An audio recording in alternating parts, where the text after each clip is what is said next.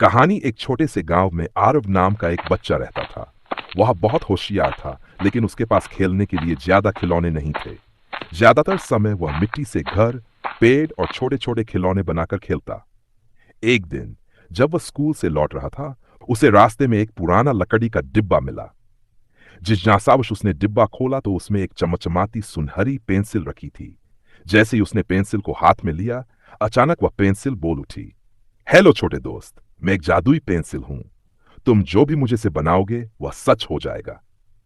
आरव पहले तो डर गया, लेकिन फिर मुस्कुराया। उसने तुरंत जमीन पर एक सेब बनाया और देखते ही देखते सेब असली बन गया। आरव खुशी से उछल पड़ा। गोलू खरगोश से दोस्ती। आरव ने पेंसिल से एक प्यारा खरगोश बनाया। अचानक खरगोश कूदने लगा और बोला, हाय, मेरा नाम गोलू है, अब हम दोस्त बनेंगे। आरव को नया साथी मिल गया। दोनों मिलकर खेलते, कहानियां सुनते और खूब मजे करते। गोलू ने कहा, आरव, इस पेंसिल को बहुत संभाल कर रखना, क्योंकि अगर किसी गलत इंसान के हाथ लग गई तो बड़ी मुसीबत हो जाएगी।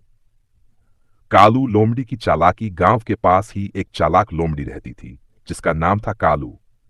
उसे जब यह खबर मिली कि आरव के पास जादुई पेंसिल है, तो उसकी आंखों में लालच चमक उठा। अगर यह पेंसिल मुझे मिल जाए तो मैं जो चाहूंगा बना लूंगा और सब पर राज करूंगा, कालू ने सोचा। उसने योजना बनाई कि किसी तरह आरव से पेंसिल छीन ले। पेंसिल चोरी।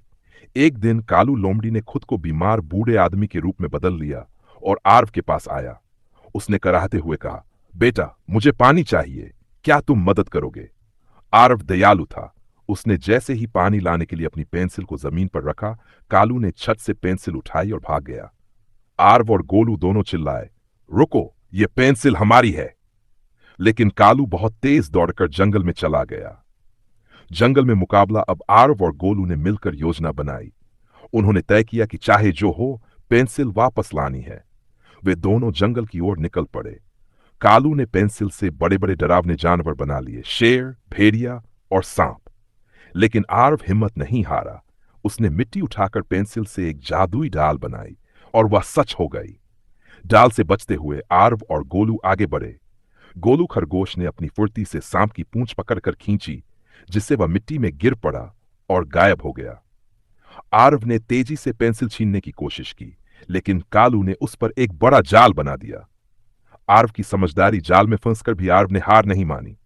उसने गोलू से कहा, दोस्त, हमें चालाकी से काम लेना होगा। गोलू ने हंसते हुए कहा, चलो इसे उसी की चाल में फंसाते हैं। आरव ने जोर से कहा, कालू भाई, अगर तुम सच में इतने ताकतवर हो तो इस पेंसिल से सोने का पहाड़ क्यों नहीं बना लेते? कालू लालच में आ गया। उसने तुरंत पहाड़ बनाने के लिए पेंसिल से लंबी लंबी रेखाएं खींची। लेकिन जैसे ही उसने ध्यान हटाया, आरव ने छलांग लगाकर पेंसिल छीन ली।